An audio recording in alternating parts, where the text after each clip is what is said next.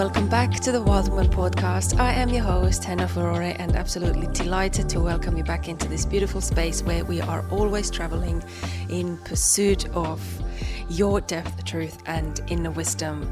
I trust you've had a gorgeous, beautiful weekend, and I am so delighted to dig into this episode here with you today. So we are talking about confidence today because recently I posted a poll on my Instagram stories asking about, okay, what is that you would like to hear me speak about a little bit more?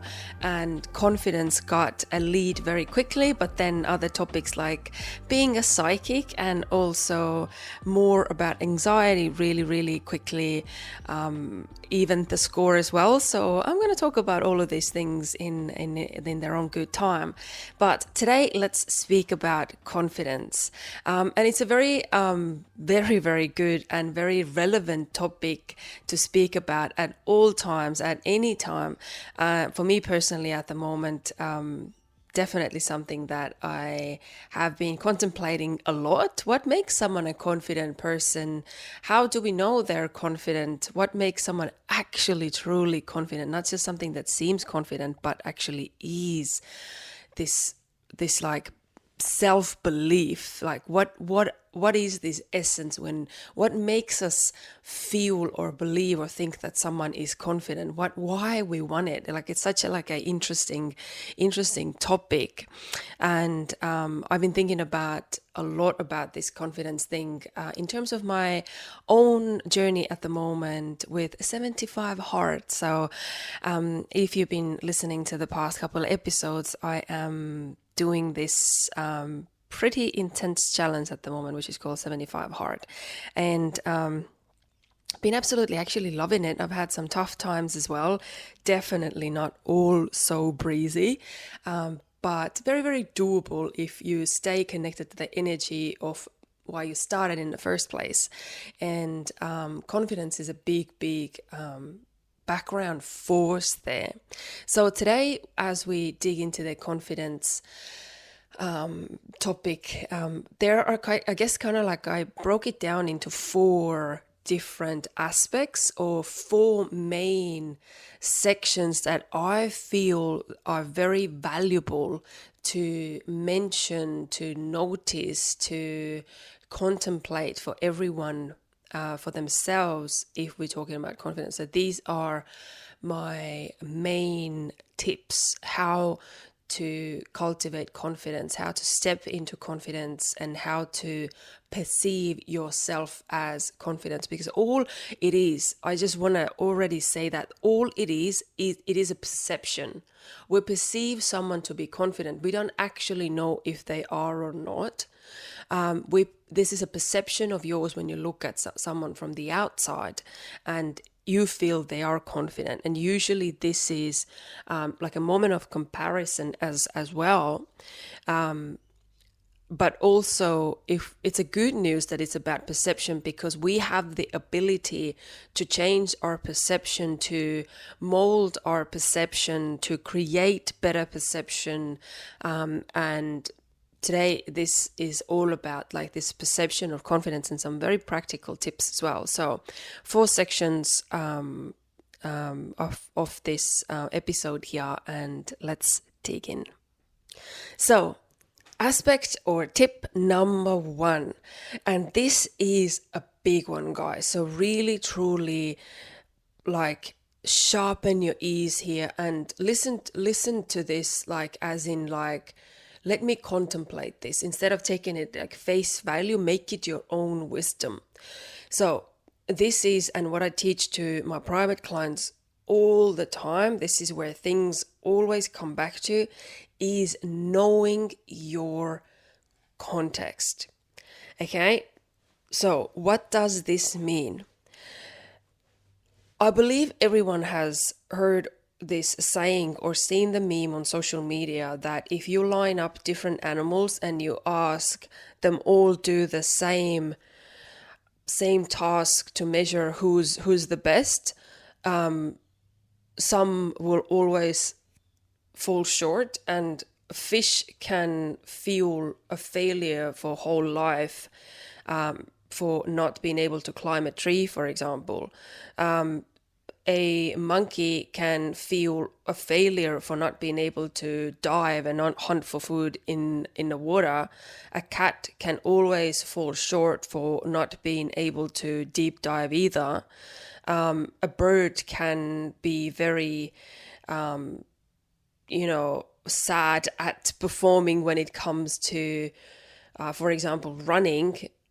Every single creature on this planet, every single soul, every single human has their own kind of like ability, their own zone, their own context, their own this magic essence to them that is meant to be uniquely theirs. The problem is when we are wanting to be like someone else. The problems start when we expect that everyone needs to be able to perform the same. And it comes, like, I believe it comes a lot from our schooling system. I am not, like, I just want to say that I'm not against schooling systems. I think it offers a lot to the society that nothing else can offer.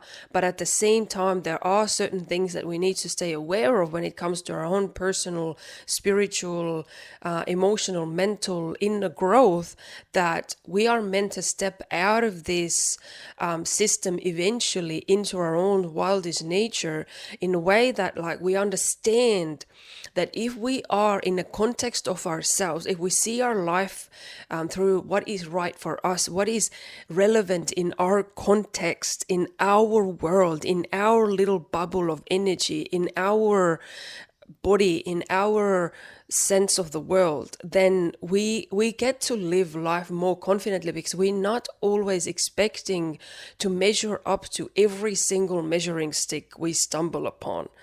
That's the problem. That's where our confidence starts to dwindle instantly.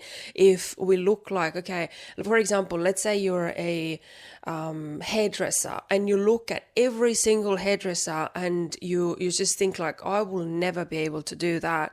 What it does is you just feel like your confidence is not there, but also it stops you from actually finding your own voice.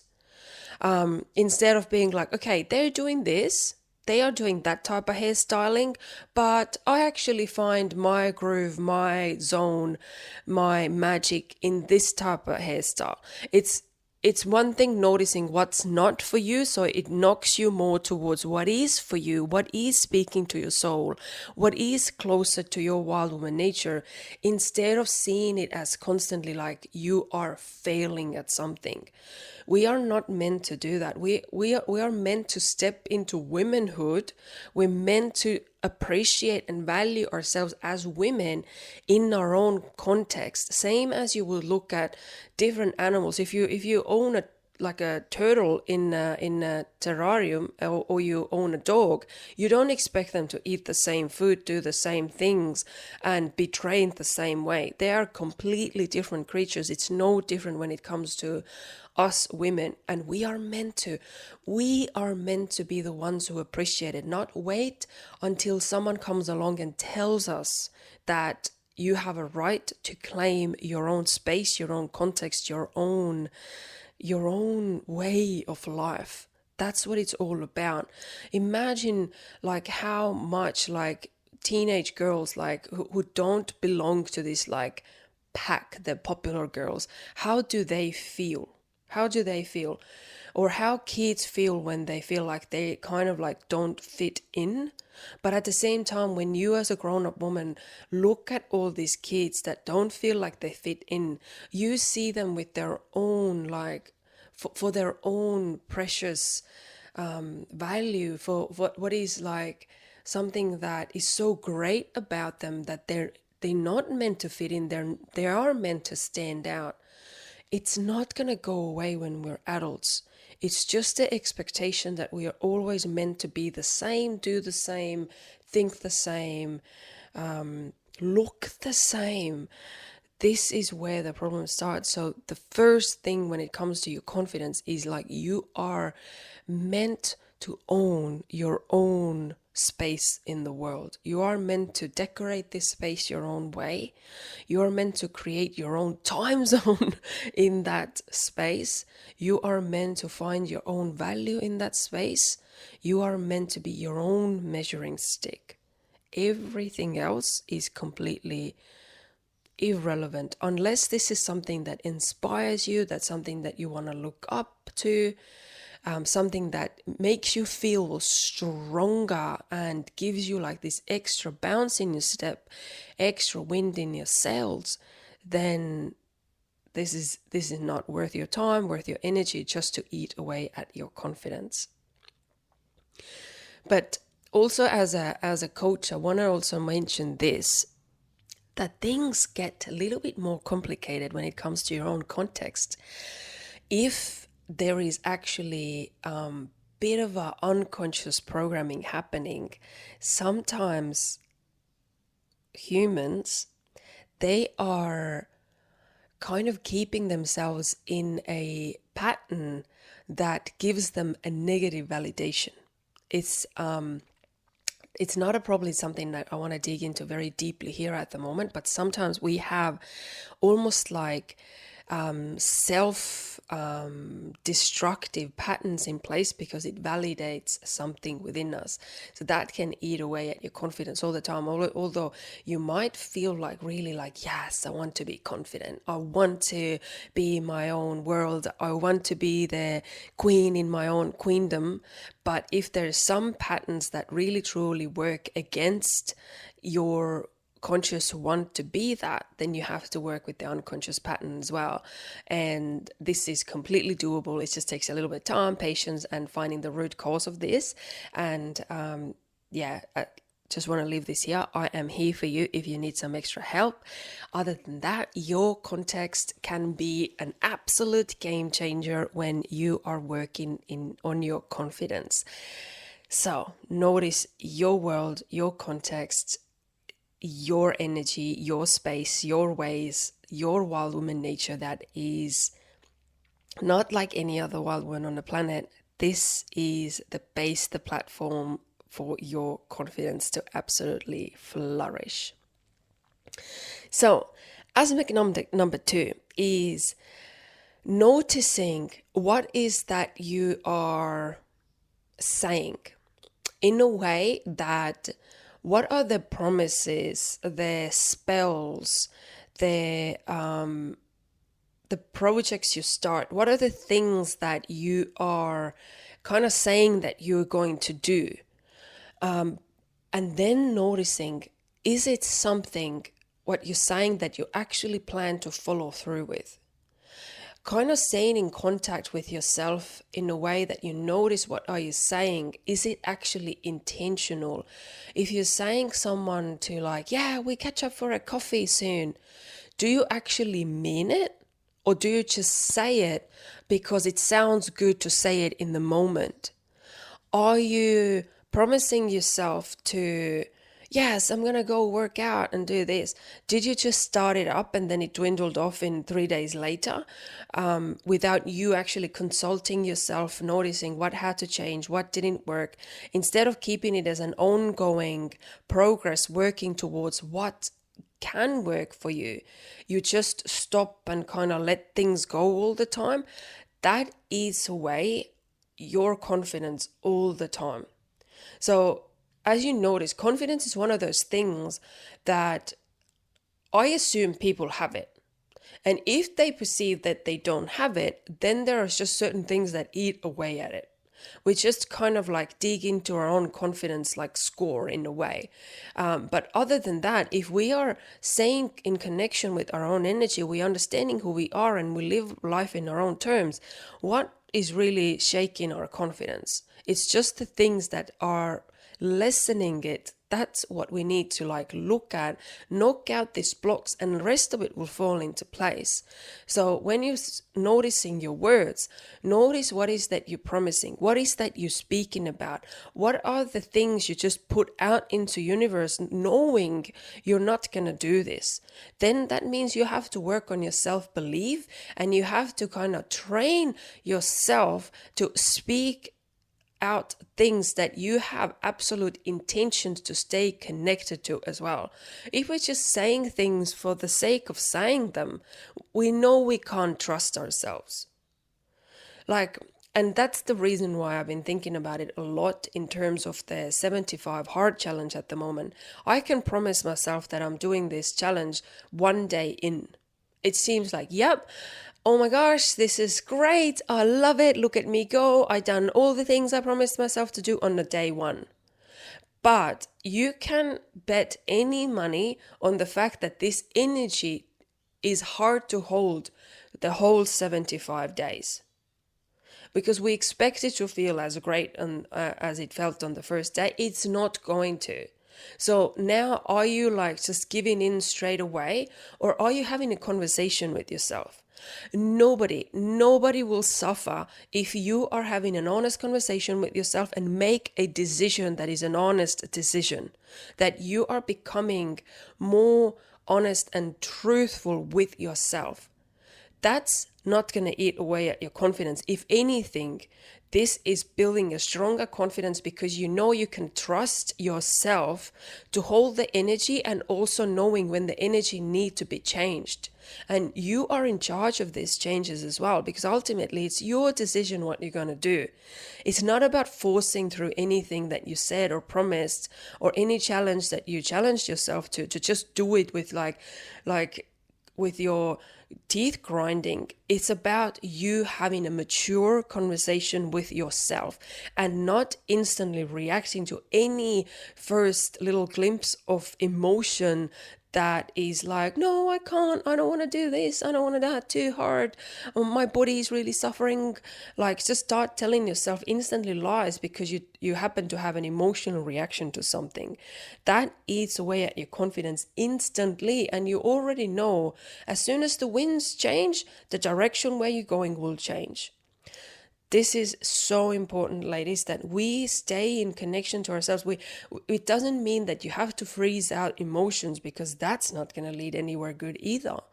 But you are strong enough to hold yourself through the emotions and still stay connected to where were you going.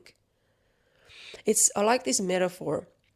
I don't even remember where I heard it first, but let's say if you're driving a car and you hit a little pothole, there is a moment that kind of throws the wheel for a moment, but you straighten up straight away.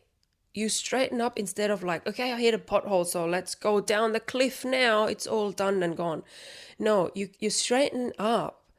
And it's not about avoiding every pothole on the road, but you know it's not going to stop where you were going. It's not going to completely throw you off the track either. So notice what is that you're saying. What is that you are committing to? Are you committing to yourself? Are you committing to yourself? That's another thing I've contemplated a lot when it comes to my first 2 weeks of 75 Hard, that very often we feel like we commit to something else. We commit to waking up early. We commit to training. We commit to the gym. We commit to the mindset work. We commit to saving money. We commit to studying hard. But this now it becomes about this external thing. The game will change completely 100% beyond recognition if you are realizing you are actually committing to yourself. The promises you're making are not to the gym, are not to your coach, not to your mindset. These are for you, to you as a woman. There's a person there. It's the same thing, like let's say you say to someone, yeah, let's catch up for a coffee.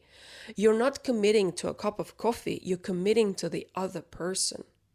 You're committing to yourself being there. That's the difference. That is the difference. Just contemplate this, how different that is. How different that is. It's important to realize this, that it's about how it affects you. It changes your energy. It changes the trajectory of your life. You're not committing to these external things. And if you are, the passion for these external things most likely will at some point just kind of like cool down. But when it comes to you, you are meant to be your own passion project for life. That's the difference. So notice what you're committing to yourself. What is it promising? What are the things you're saying? And what is your follow through? Your follow through builds trust and confidence within yourself like nothing else on this planet. Number 3 is a quite classic one. It's also about the words we speak, but now from a different angle. So now think of it this way. The words you speak to yourself in your inner world. What are the things that you are saying? Are you accurate with what is that you want? Are you accurate as in like what is that you would like to work on and what is that you would like to cultivate and what is that you already kind of have about yourself that is great, that you value, that you're proud of? And as you notice these things, when you notice what am I working on and what's already great, this is very like a neutral, positive, uplifting energy when it comes to self-talk. But very often the self-talk in the woman's inner world is very different from this neutral, uplifting energy. It's usually beating ourselves up, putting pressure. Every minute of the day is supposed to be used up somehow in a very effective way, so we don't waste time, so we're not like constantly, failing at something. Notice your self-talk. Notice what are the words you're saying to yourself. And this is something that nobody can come into your head and truly listen fully every single word that you are saying. And you are the only one who can truly be there in your own mind and notice the words you're saying. At first, just take notice. Don't force yourself to change anything too much, because very often, like I see that as a coach often as well, that women trying to force themselves straight into this, like from very, very poor negative self-talk, constantly beating themselves up, feeling like they are the one to blame for everything. They feel such shame and guilt for every single thing they do, they say, they are, they wear, how they look, how they feel. It's just layers and layers of shame and guilt. But you can't jump straight away into this, like, again, like this kind of very forced positivity, which is like, I am love, I am light. This would work for you only if you truly feel in your body there's a connection to these affirmations. And if you do, amazing. But at first, just notice what is going through your mind. I call it like being the gatekeeper of your mind and selecting your thoughts better. Literally putting a stop to some of the things you keep saying. Instead of jumping to the other end of the scale from very negative talk to extremely positive that most likely will dwindle off very soon, just notice it first and just put a stop to certain thoughts. Very often why we tend to spiral and we send ourselves into this like these low times is because our mind creates very fast with no supervision some scenarios, some conversations in our head, some thoughts. It starts to compound this negativity, and obviously that eats away at confidence so quickly. So notice your inner like this chatter, this kind of like this voice that narrates to you the whole world, and you are the one who can be just like, look, it's not the time to think about this.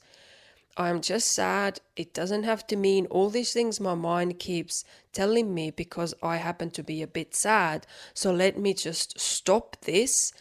Let me just take a deep breath, take a bath, have a snack, have a tea, take care of myself, and I will come back to these topics, these things I want to think about when I'm in a better mood. Noticing this like this connection between your emotions, your self-talk, and the words you're saying. Just select them better. Notice first and then start to make a selection. It's like in a garden. At first you go and walk around through the garden, you have a look like, okay, what's growing here, what's going on, what is throwing shade on some other plant, what is kind of like working, what is not, and then you start to select, then you start to create a garden that works better in the symbiosis of everything that is there. There's synergy. Same thing goes with your inner world. Notice what is something that needs to be pulled out, can be something that, okay, I'm gonna just stop using that word altogether. I'm gonna speak in way better terms. And I have a little like a story about this as well. I don't think I have spoken about this in this podcast before. When I first came to Australia, I was working in a blueberry farm. So it's this huge greenhouse, or like many greenhouses, where you just have to do this very monotonous work. Just 10 hours straight with little breaks in between. You just have this little bucket tied to your waist, and you stand and squat, picking these blueberries, and hours can go by. And I remember like this feeling when I was there. I was just like, this is so nice. It was so grounding. It was just so peaceful. Because my life had been pretty hectic at the time before I came to Australia, and like I was very busy pastry chef and very anxious person outside of my work. I was suffering from a lot of anxiety. So when I was finally standing in this blueberry greenhouse, and I just felt like somehow I belonged. It felt like a right place for me to be, and I just felt like something within me truly rested. And I'm not sure what like this moment of like this spiritual knowing hit me when I started to listen to this voice that keeps speaking all the time. And I noticed I'm not saying very nice things about the world, about other people, about everything I see or experience. And it felt very foreign for me to notice this, because I didn't think I was such a negative Nelly, so to speak. But I done this quite brutal meditation when I was there, and I call it the blueberry meditation to this day. I visualized that I have like a LED screen on my forehead, strapped in front of my forehead. And I pretended that every single person can listen to or read my inner voice speaking. And it kind of created this crazy awareness of what were these things that I was saying, what was the opinions that I had. And it just created this extra layer, almost like this accountability. Like, what am I saying about people that I have no way of actually knowing them? There's just another person doing the exact same job there, but maybe they're doing it in their own way. Maybe they're doing it in their own like little world. I don't know the story how they ended up from another side of the world into the same greenhouse where I'm standing, but somehow my voice in my head keeps saying something about them, or how they are, or how they look. And that was a very crazy, stark reality that I was hit with. And I realized a lot of the ways how I view the world is not mine at all. It's just this like someone else's protective mechanisms of putting the whole world down around them all the time so they can feel better about who they are. But that's not how I feel. I want to feel more confident and better about myself just because everyone else somehow are in some ways inadequate. I want to feel like everyone is an individual, and everyone has their own story that is valuable. Everyone has their own wisdom that is just profound and beautiful. Everyone is meant to own their own uniqueness, and everyone is meant to appreciate their they're unique, like this magic that they have. And it was, that blueberry meditation was a huge turning point in my life. And if it feels right, notice what it does to you. What are the words you speak? What are the opinions you have? Because it doesn't matter whether you're beating down someone else or yourself. This is you beating it down. You are the one holding the energy. The other person might not ever know it. They might just feel this certain energy emanating from you. But ultimately, you are the one who's living in that world then. So notice your inner talk with yourself, with others. What is that story you keep telling yourself? And number 4 is noticing what is that you're actually looking for. Instead of just saying, oh, I wish I was more confident. Oh, she's so confident. I don't have that confidence. I've never been confident. I wish I at some point was as confident as you are. Instead of speaking about confidence, dial it, or kind of like take it apart a little bit further. Like, what is that you are actually wanting? What is that you are actually looking for? Because if we think about confidence, it's this pretty like abstract word. It's more like a sum up of certain essence or someone's presence or the way they are. It's kind of like this certain energy, this juice, this magic, this way someone is we sum it up as confidence or certain actions that they're willing to do. The point is that for every single woman, confidence or the lack of it means something very different. So again, bring things back to you, very specifically back to you, and ask yourself, what is that you are aiming for when you are talking about that you want to be more confident? What are these things? What are these things that you actually want? And this gives you now something to work towards too. It gives you like a little platform of like, okay, I'm already great at these. Now I'm working towards these and these things. For example, you might notice like, yeah, I feel very good at my job. Like I'm very confident in doing in that role.